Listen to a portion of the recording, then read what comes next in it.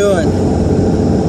I wanted to take a little bit of time, and I've been trying to do this lately, and now it's just as good a time as any, is tell a little bit about my stories. Stories are important because they give a frame of reference, and they can be passed down from generation to generation. And I've learned recently, within the last year and a half, basically, how important stories are, and the history, and being able to do that. I know that my grandfather left a lot of his stories on cassette tapes, and I've listened to those. My brother had them last that I knew, and my mother left some of her stories in journals, which I have a personal journal, and some of you know I use Facebook as a video journal, and YouTube as video journals, and there's things that I put out publicly, and there's things that I put out privately, and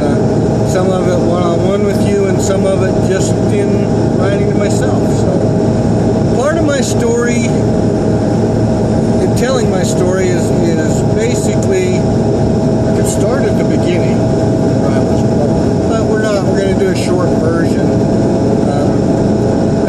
As some of you may know, and some of you may not know, I grew up in a small town in southwestern Colorado. Nice place to grow up in the upper mountains. Pretty popular these days. When I first was growing up, it wasn't all that popular, but it's changed a lot, and most of it's for the good. After graduating high school, I went on to the United States Coast Guard, did some time there, got out after 4 years. Happy I did it, I just didn't want to do it anymore. So I moved on from that, and went to college, got a degree in business management and diesel technology, and started going to work as a mechanic and working my way up. I worked my way up into management positions with several different companies, but the harder I worked, the more hours I put in, the less freedom I had. I found myself going to work and working hard at not being somebody else's excuse for their incompetence, especially when I got more up into management.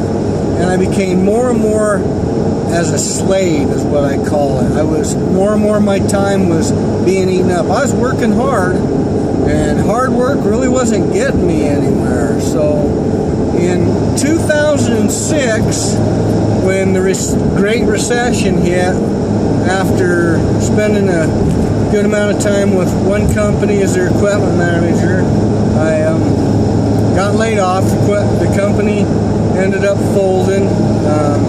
Bounced around from this job to this job, and just nothing was going on. The economy wasn't that well, and we were moving around quite a little bit. Ended up back in southwestern Colorado for a little bit, where I met, and then I came back to Arizona, and I met and ran into a individual, and we came back here and we started our own business, because I wanted to be free. I wanted my time. I want to do what I want to do when I want to do it. I want to let the weather push me around.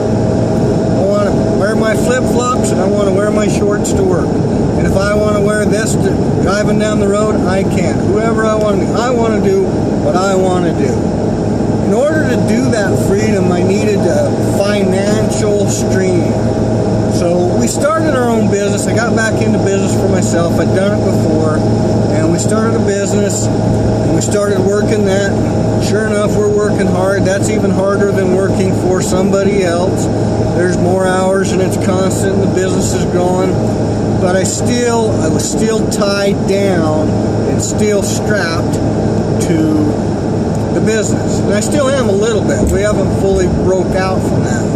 But during that, I met an individual who introduced me to send-out cards, which at first I was like, there is no way you're going to get me in one of them pyramid network marketing schemes, because I've seen it. If it was good, if it was a decent product, you wouldn't be using this distribution system. But the more I looked at Send Out Cards, the product itself, I couldn't find anything wrong with it. I couldn't poke a hole in it. It's giving stuff away. Nothing better than serving other people and making them happy. So it's a matter of sending cards and gifts. I mean, I'm going to do that anyway. So we went ahead and bought a distributorship and started down the path of network marketing, which is really a path of personal growth. And that has been such a blessing on one hand.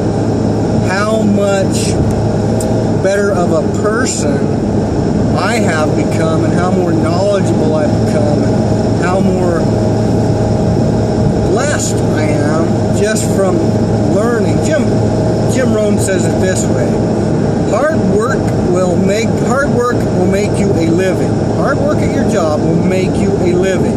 Hard work on yourself will make you a fortune. And it's absolutely true. It just continues to get better and better. So that's a little bit about my story. If you're interested in finding out more about network marketing in general, it's a great industry. There's a lot of great people in it. There's a lot of great products out there. If you're interested in talking about Send Out Cards, feel free to call me. No obligations. I mean, if it's not for everybody. Trust me, it's not. It's for certain individuals, certain people. Just like Fords aren't for everybody, or Chevys aren't for everybody. So if you just want to talk about it, I love to talk about it. It's one of my favorite subjects. So that personal growth, they kind of tie in together. I've learned so much from it. So that's a little bit about my story, my background, and how I get to travel around the country, do what I want to do when I want to do it. And we're working harder on getting closer to that dream every day. So see you on the next video blog post, and hey, thanks for listening to me and my story. At least it made me feel good about myself. You guys have a great day. We'll talk to you later.